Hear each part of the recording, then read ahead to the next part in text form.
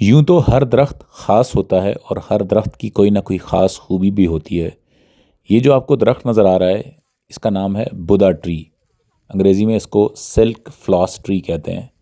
یہ برازیل اور ارجنٹینا کا نیٹو ہے اور پاکستان میں آپ کو اکثر بڑے بڑے باغوں پہ نظر آتا ہے۔ میرا آپ دوستوں کو چیلنج ہے کہ کیا آپ میں سے کوئی دوست اس درخت پر چڑھنا چاہے گا؟ اس درخت کی ایک خاصیت یہ ہے کہ اس کے تنے کے اوپر بڑے موٹے سائز کے نوکیلے کانٹے ہوتے ہیں جو اس کا ایک حفاظتی حصار ہے جو کہ مختلف جانوروں سے اس کو بچاتا ہے۔ یہ درخت صحرائی علاقے کے لیے بہت اچھا ہے اور عام طور پہ ہمارے باغات میں آپ کو اکثر ملتا ہے۔ اگر آپ میں سے کوئی دوست اس درخت پر چڑھنے کی غلطی کر بیٹھے تو شاید واپسی وہ چھلنی ہو کے اترے گا۔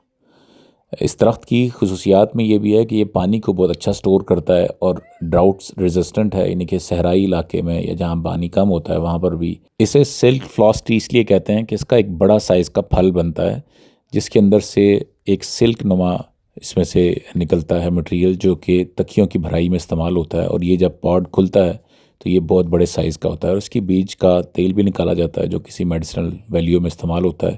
یہ اس کا پھل ہے۔ آپ کے لیے حاضر ہے دا سلک فلاس ٹری، بدا ٹری۔